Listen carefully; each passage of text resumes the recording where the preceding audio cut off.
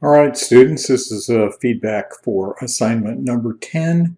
This was the one where you were going to do a constructed still life and to use one light and window light to do some different things with it and to take the image from a couple of different angles.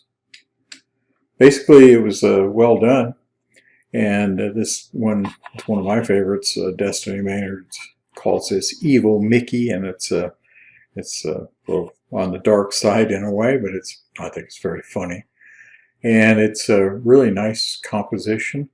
This one she did as a vertical.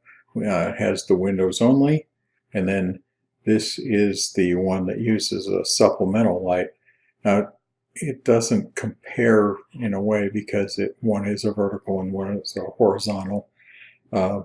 And there's not a massive amount of difference in the impact of the light. The light can be very impactful or not. It sort of depends on how much window light you have, what the size of your supplemental light is, how close it is to the subject. There's a lot of things like that that are variable and you can play around with. But this is a really nicely done image. This is also Destiny's, and I think this is very thoughtful and a really good still life image. I'm just including this one. This is from the higher angle, and you can see that probably would not work if it was taken from an extremely low angle. This is, again, really well thought out. Allison Smith has these two of this still life, which I think is also excellent.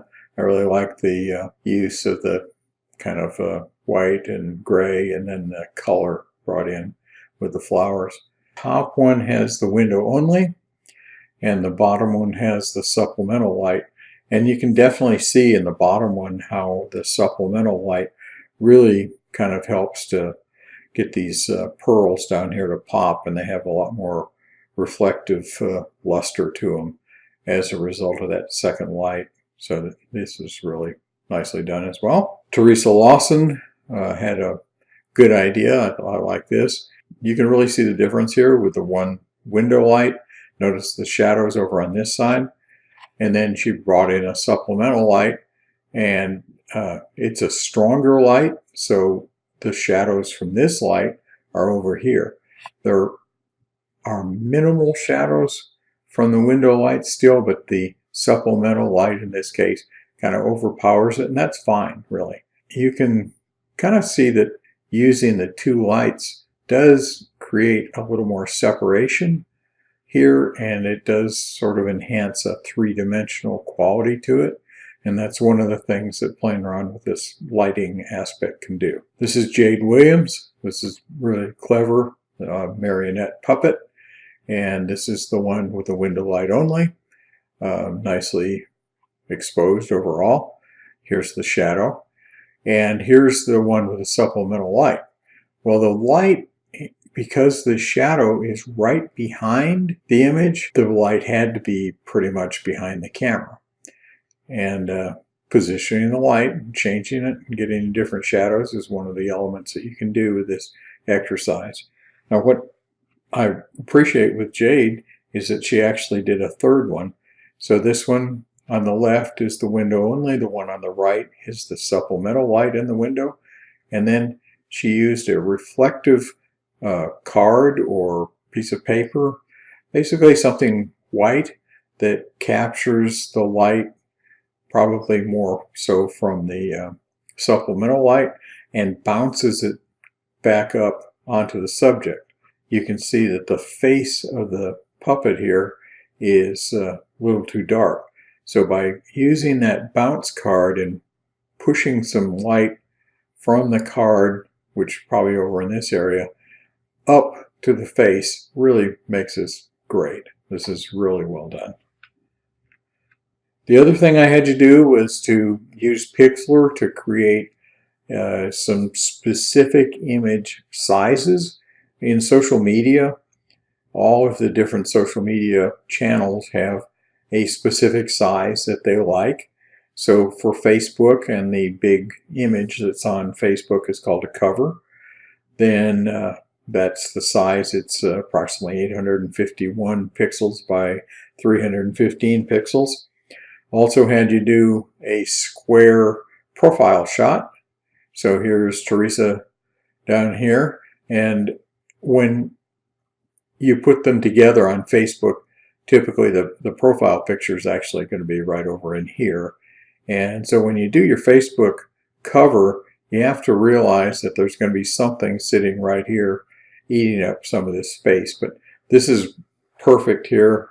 Nice placement, nice shot of the baby, and works really well. This is Destiny Maynard's cover, and very nice. And here's her profile shot. And one more here from Megan Phillips, who did not submit a profile shot, but I definitely like this Facebook cover image. Nice contrast with the camera and the background, and just an overall nice composition. This is Jade Williams' Facebook cover and profile, and I kind of put the profile over here. May not be exactly sized right, but I really like this, like the lighting on this, and the subtlety of photography back here. So that one works really nicely. Now, we are really close to wrapping this class up. And here's what we got left. We've got the last regular assignment where you can use Pixlr, and you're going to create 5 great images. And you can use all the resources available within Pixlr to do something you want. If you have a great image to start with, you may not want to mess with it too much, but you can do some creative things with this software. So let's see what you can do. You're going to have a portfolio that you're going to be submitting. This is work you've already done. You don't have to necessarily do anything special. If you want to, you can. But what I want are your 5 best photographs. This is your opinion of 5 best photographs. You want them to be taken during this class, though. You can't go out and use old stuff or anything like that. At least 3 of these photos should really have a minimal amount of editing. You can do a little cropping, or maybe a little autofix, or a little contrast, and that kind of stuff. The other 2, you can do whatever you want. And then we do have a final exam. It's a 100-point exam, and there's a few questions that are short answer. The rest are essentially multiple choice, and maybe a couple of true false thrown in there. But it's pretty simple. You can use whatever material you want, but if you have to rely on that material as a timed test, you may not get done. I'll give you a review sheet that you can look at next week to start to think about it, but it's not a big deal.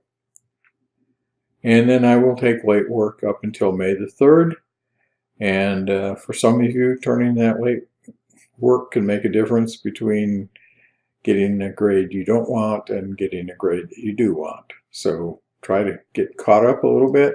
A lot of you are totally caught up, and I appreciate that. If you have any questions, please send me a message in Blackboard. Thank you.